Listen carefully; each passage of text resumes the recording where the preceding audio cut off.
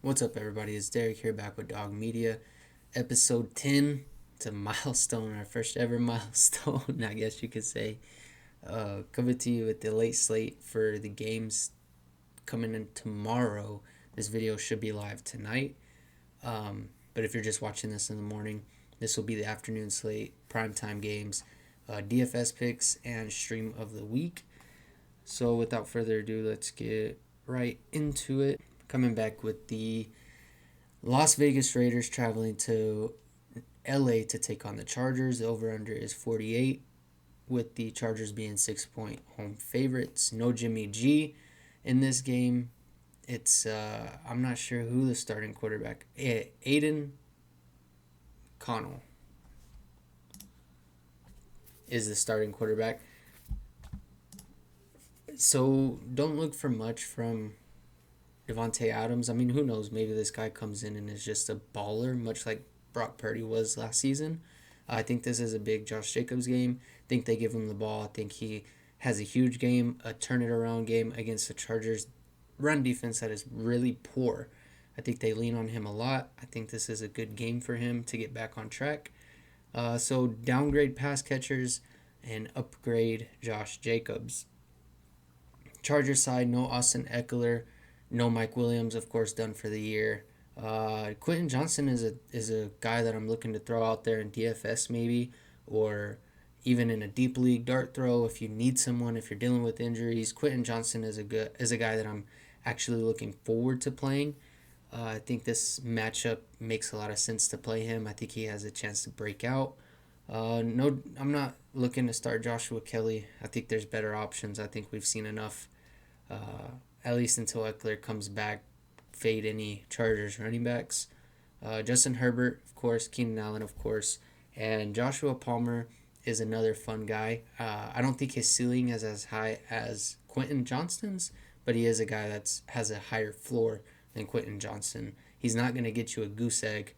Johnston might, unlikely, but there's the possibility that Johnston does goose egg. Palmer is not going to do that. No tight ends in this game for either side.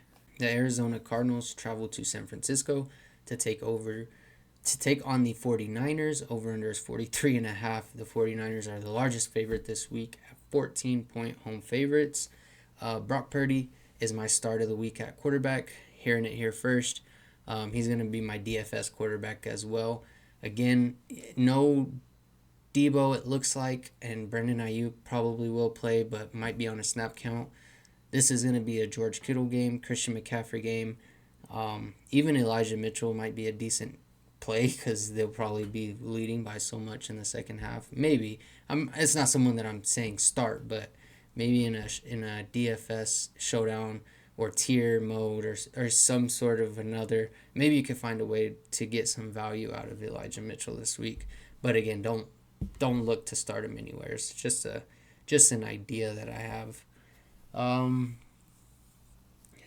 Cardinals side of the ball, Marquise Brown, Hollywood Brown, questionable with a thumb injury. Keep an eye on it tomorrow. Come game time, he may not play. If he doesn't play, start Rondale Moore. I think Rondale Moore is going to get all the pass catching work if Hollywood Brown is out. I think they're going to be playing from behind. They're going to have to throw the ball. It's going to be Zach Ertz. It's going to be either Hollywood Brown or Rondale Moore. I don't think this is a game where James Conner succeeds, per se. But, yeah, I'm not really excited about any Cardinals player besides Hollywood Brown or Rondale Moore. Again, even then, not super excited and not looking for a lot. Next we got the New England Patriots traveling to Dallas to take on the Cowboys. Cowboys 6-point home favorites. Over-under is 43.5. Dak doesn't look good. Dak is not good. I'm going to say that. Do not start him in fantasy. Tony Pollard and CeeDee Lamb. That's it. And the Cowboys defense.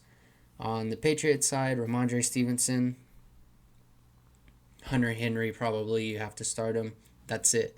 This is going to be a defensive game. I think the over-under is a little too high. I think the over-under is not going to be reached. So bet the under on this game. or at least I would if I was you. That's not advice. That's not gambling advice. I'm not saying to bet. I'm just saying what I would do if I was betting, which I'm not because I'm in Texas and that's illegal. Anyways, Kansas City traveling to New York to take on the Jets. Over under is 41.5. I'm surprised the spread on this one isn't bigger. If the 49ers are 14-point favorites, I don't see how the Chiefs are not equivalent or greater than that. The Chiefs are 9.5-point road favorites, which I guess that could play a part.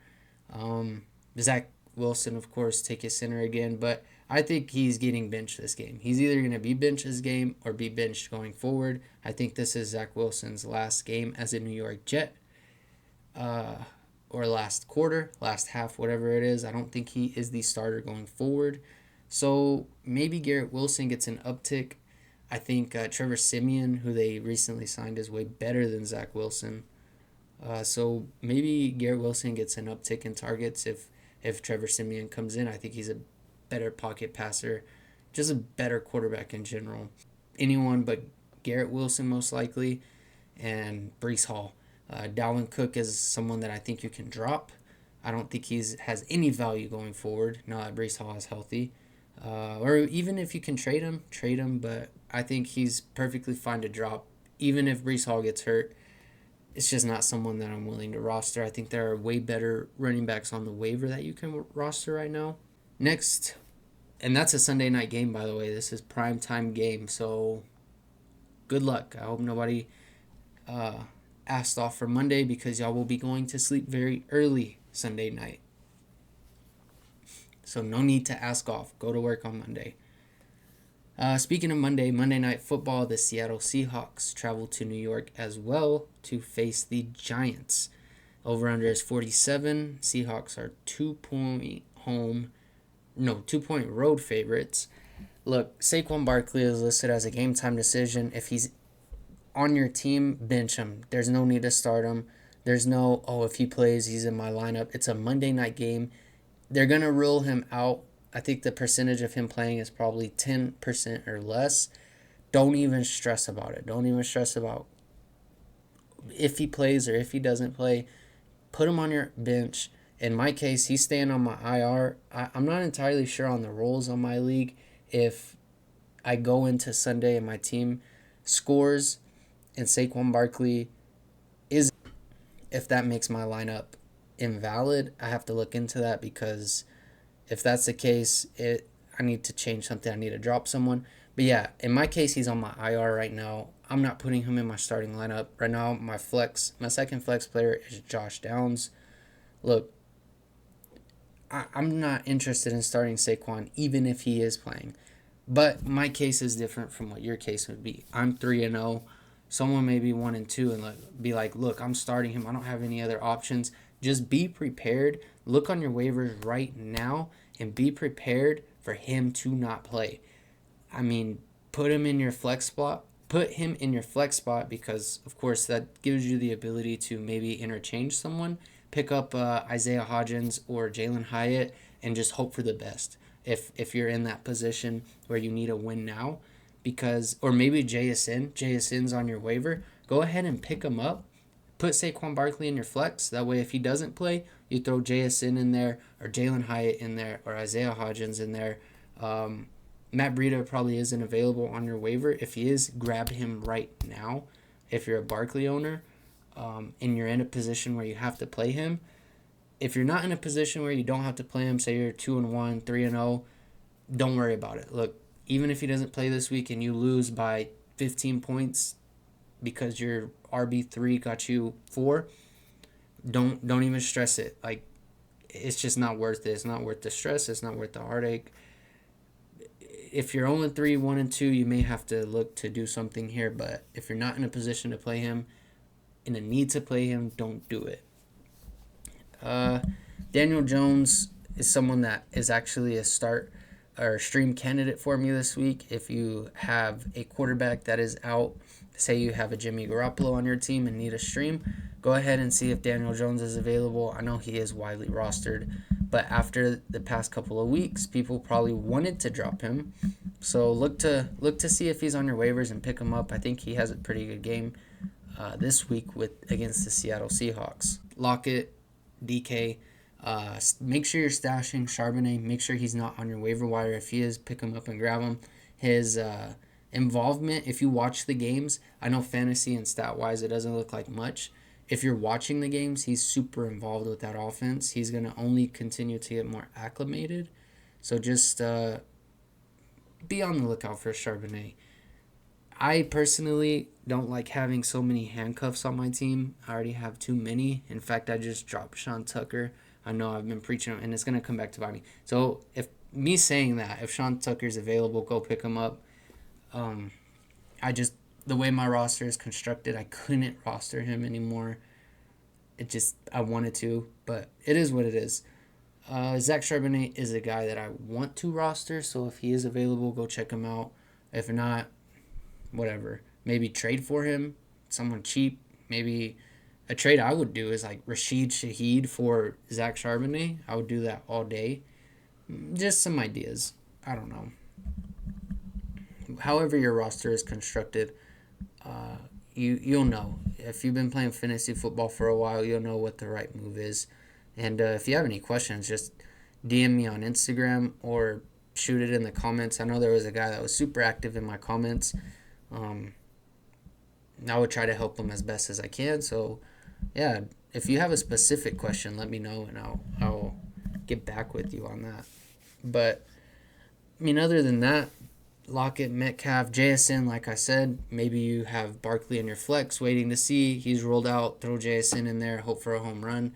He probably has the highest upside out of anybody that may be available on your waivers right now.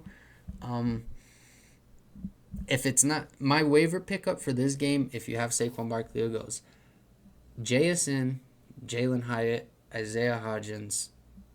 That's it. So one of those guys should be available on your waivers regardless.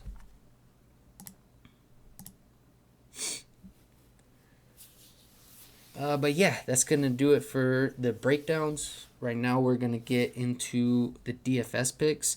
Again, if you're new to this DFS pick thing, I give y'all a couple of players, a quarterback, 2 wide receivers, a flex, a tight end, and a defense.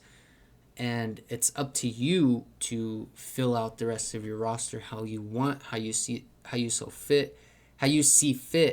I'll give you all the remaining salary after I input these players in my lineup, and then you adjust that how you want. However, at quarterback, we have Brock Purdy. Again, I told you a little bit earlier, he is going to be my DFS start. He's my stream of the week against a soft Arizona defense who's played really well. Don't get me wrong. Arizona defense is not someone to be, glazing over the moon about. But Brock Purdy has the weapons around him. He's good enough in the pocket. And at 5,900, it's just too good of a deal to pass up. I don't like going all in on quarterback personally. I like the skill position players, the players I know that are going to get me points no matter what. Quarterback is just such a toss-up, and the salaries are usually overinflated. So Brock Purdy at 5,900 is a huge gamble, but it's a huge value as well. And at running back, I have Kyren Williams going up against the Indianapolis Colts. I think Kyren Williams, look, I said it before, he's getting all the volume. He's going to play 100% of the snaps. And at 6,000, it's super undervalued for him. Someone that's just going to give you a ton of points, especially against an Indianapolis defense that's not the best. I think that they are poised for big things, the Colts are, but not this week against the Rams. Kyren Williams is a great pick. At wide receiver, I have Keenan Allen. At 7,900, he is expensive. I went a little bit more expensive on the wide receivers this week than normal. But that's just because I've been burned the past few weeks with wide receivers, so I decided to go all in. So Keenan Allen, 7,900, he's a wide receiver number 1 in full PPR formats. How he's not ranked up there or priced up there with Justin Jefferson is beyond me. So I still believe that 7,900 is great value against the poor Las Vegas Raiders secondary, depleted secondary, team that is in shambles right now with all the Chandler Jones stuff going on. No Mike Williams. I think Keenan Allen has a huge day. My tight end is Pat Fryermuth at 3,400. That's completely disrespectful to him. I think he has a great day against Houston. I think he gets more involved as the season goes on. I think this is a game where he's really going to have that solid alpha number one target type of game. My flex play is DeAndre Swift at 5,700. They are still undervaluing this man. He is second in the league in rushing yards, and he's only played in 2 games, pretty much. This man is great. I've been preaching it since day one. I've told y'all before, DeAndre Swift is the most talented running back the Eagles have. They're finally seeing it. They're giving them the ball in his last 2 games, 30 and 17 fantasy points in PPR formats. Give this man the ball. Keep giving him the ball until his body breaks down, which might be inevitable. But against the Washington defense, I think DeAndre Swift feasts again. I don't think this is a week where that slows down.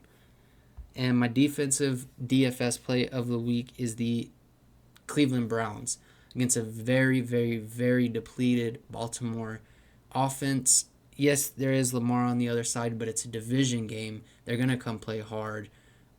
They're always playing hard when Deshaun Watson's on the team. Anyways, I think Myles Garrett, I said it before, this defense is great. And I think that at 2,800 is underpriced. Another great, great, great play. Just an overall good defense, even to stream. If they're on your waiver wire, go pick them up and plug them in. And my other wide receiver, this is a bonus one for y'all, Jamar Chase.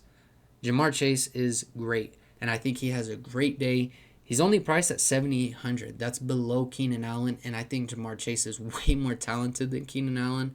I think Joe Burrow figures it out a little bit this week. I know I talked yesterday that I didn't think this was the week that he figures it out. I still don't think that, but either way, Jamar Chase is going to get his. It doesn't matter if Joe Burrow sucks. We saw that last week. Joe Burrow sucked. Jamar Chase got his. Had a huge day. I think that continues. Jamar Chase is just too good to look over. So yeah, that leaves y'all with the ability to put in another wide receiver and a running back, or maybe another flex play, or however you want to construct this roster. These are just some of my picks. The remaining salary you have left with these, if you include Jamar Chase, is $10,500. That's plenty to go find great value at running back and wide receiver. If you don't want to include Jamar Chase, it's $18,300, where you can go get even more value from someone else that you believe in. I know a lot of people are skeptical about Jamar Chase, but that's just where I'm at personally. I think I'm a Jamar Chase believer. I think he continues to be great. So yeah, I hope that helps y'all win a little bit of money this week. And whatever the case is, whatever questions y'all have, just let me know. But yeah, that'll conclude that. And next, this is something that I wanted to try a little bit of, is trades. So I'm going to give y'all some hypothetical trades. I'm going to see if y'all, maybe this will help y'all out. Maybe this will help y'all decide on who to trade for, who to trade away. 4 weeks into the season, we kind of see how teams are going to play out. Someone that I'm looking to trade for is Derrick Henry. Derrick Henry has looked awful this season. Tajay Spears is eating into that backfield. And I've said it before, I think yesterday, maybe last week too, that Derrick Henry, he's regressing, he's old. Yes, all of the above is true, but Derrick Henry has, I believe, one more elite season in him. I think they're going to get him more involved. Same with Josh Jacobs, how it was last year. I think that's the case for Derrick Henry this year. I think Derrick Henry finishes as a top 5 or top 7 running back. I think you can get him really cheap. So maybe you trade a wide receiver for him. I don't know what your rosters look like, right? But I think you can get him cheap without giving up too much. Someone that I'm looking to trade away is Saquon Barkley. Look, he's hurt. I know it's wrong for me to say that. Trade him. He had a decent game against Dallas, even though they got walloped. I think he had 10 points per game on full PPR, which in a week 1, that was manageable, right? Week 2, he had 23 points, and then he got hurt. Look, he's elite. He's an elite talent, but I think you can go trade him for a good running back and a wide receiver. I think you could package him for something more than what he's going to give you. Maybe trade Saquon for Kyron Williams and Gabe Davis. I think that's a amazing trade. I think the owner of that guy, if they have that combo, would immediately go for that, depending on how your league format is and scoring. Again, I don't know the roster constructs, but I think Saquon Barkley for a good running back and a decent wide receiver who's going to give your team more volatility and more scoring is something that is pretty good, pretty something to look into at least. So, yeah, those are just two guys, just to give y'all a little example of things that I'm thinking about, things that you could think about too.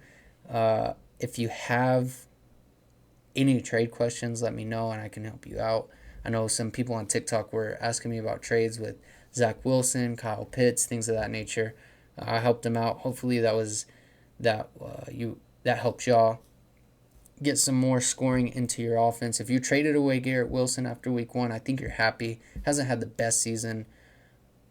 Some guy in my league traded him straight up for T. Higgins, who I think in the long run is going to have a better season than Garrett Wilson personally. But yeah, that's going to do it for this episode. I'm still getting my feet wet with this, guys. I'm still trying to see what works best. Of course, I'm getting through these episodes pretty good, trying to get them out at least Friday, Saturday.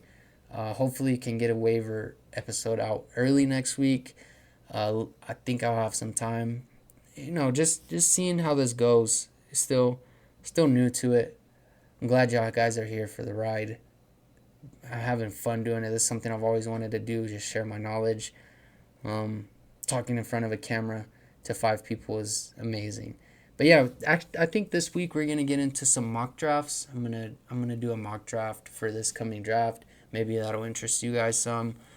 Start talking a little bit about other sports, some local sports. Branch this podcast out a little bit from just fantasy football because that reaches only a select number of people, and I want to be able to incorporate everyone into this journey with me. So yeah, I hope you guys have a great day. Remember, Jacksonville Jaguars and Atlanta Falcons, 8:30 a.m. Central Time. Don't forget to set your lineups. Don't forget to wake up and check the inactives and then go back to sleep. Because I probably will as well. But yeah, just have a great day. Be safe out there. And I'll see you guys next time.